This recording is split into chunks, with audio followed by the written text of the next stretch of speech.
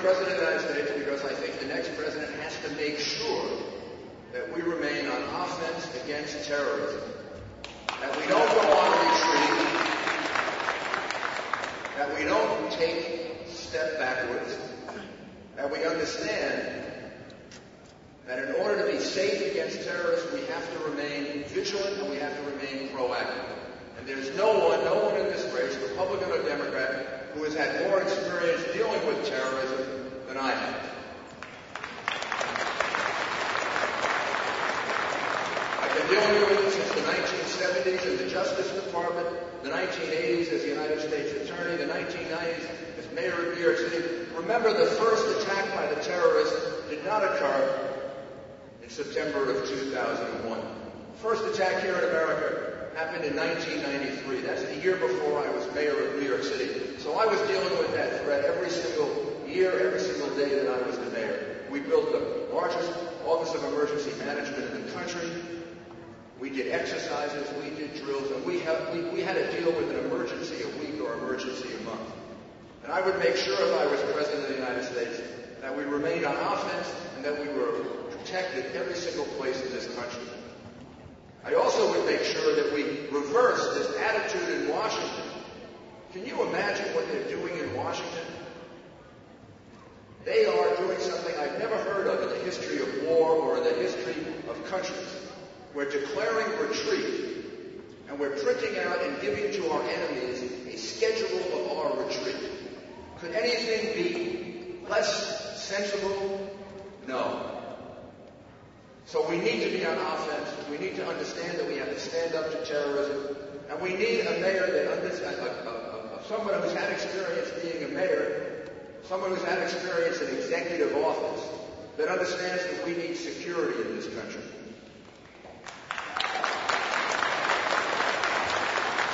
We need security at our borders. We have to make sure that we need to know the people who are coming into the United States. We need an identity card. We need a tamper-proof identity card for everyone who comes into the United States from overseas. We need to know who is in this country. We need to know it now. We need to know it once and for all.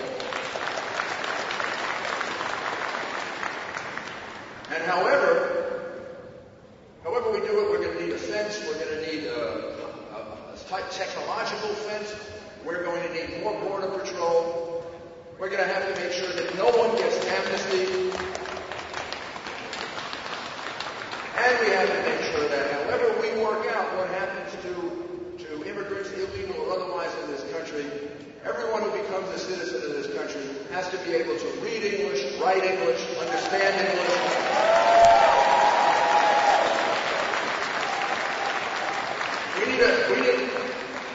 We need a president that understands how to lower taxes.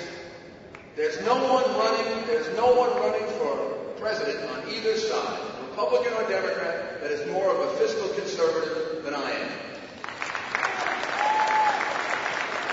I took a state like New York that never had lowered taxes before, never had reduced spending. I lowered taxes 23 times. I took a deficit of $2.3 billion.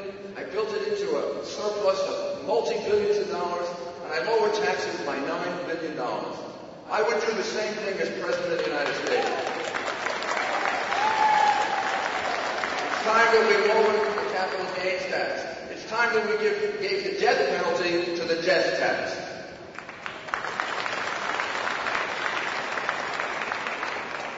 And it's time that we make certain that we reduce spending. We are spending too much money in Washington. It is keeping from you the choices and decisions that you have to make. And we need a president who understands how to appoint judges who will interpret the Constitution, not make it up as they go along. I work with Chief Justice Roberts. I work with Sam Alito. I work with Justice Scalia. Those are the kinds of judges I would appoint. Judges like Justice Thomas. Judges who interpret the Constitution, not make it up as they go along.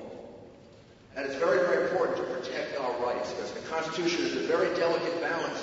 And if a judge steps beyond his or her role, in essence, they're taking away your rights. And I would make certain that we would appoint judges who would care.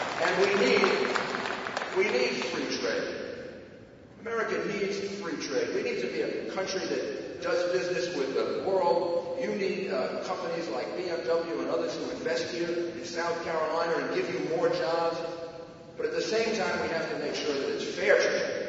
We have to make sure we're on a level playing field. You give the American executive, the American worker, the American person a chance to compete fairly, America is always going to win, and America always is going to prevail.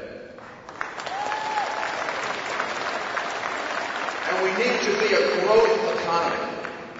We have health care problems in this country. We need to give people more health care. It needs to be more accessible. It needs to be less expensive. It needs to be shared with other people. But it cannot become government-mandated, government-controlled medicine. You don't want government medicine. You want to maintain and expand the genius of America. Private, competitive, free market, and for profit. That's how we do it in America. That's how we outperform Europe. That's how we outperform any other country in the world. And we have a lot of people now who are marching us on the road to socialize medicine. And if they get us there, they will ruin the healthcare system in this country. And I will not let them do that.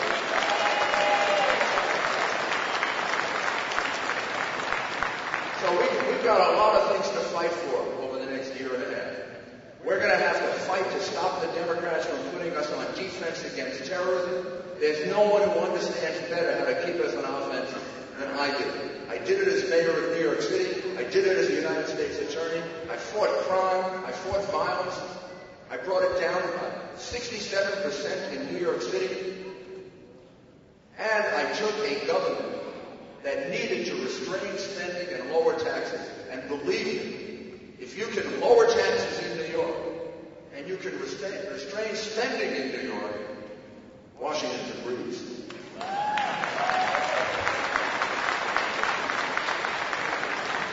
So you're going to see a lot of candidates today. At the end of the road, we're going to have to all be together.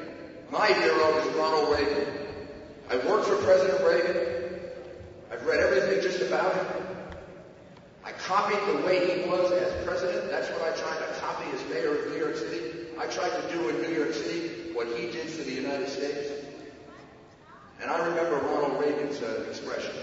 Ronald Reagan's expression was, my 80% friend is not my 20% enemy. We will never agree on everything. I don't agree on everything with myself. I sometimes have debates with myself. But we agree on the big things, we Republicans. Whether they're here in South Carolina or in Iowa or in New York or in California, we understand that we have to be on offense against terrorism. We're going to fight those Democrats and make sure they don't put us on defense. We're going to fight for lower taxes. We're going to fight for less spending. We're going to fight for a private, competitive health care system. We're going to give you choice in education. It's your child. It should be your choice. And we are finally going to give you energy independence. There is no reason for this country to have to buy energy from our enemies anymore. The president has to vow that will not have to happen in the future. I commit myself to energy independence.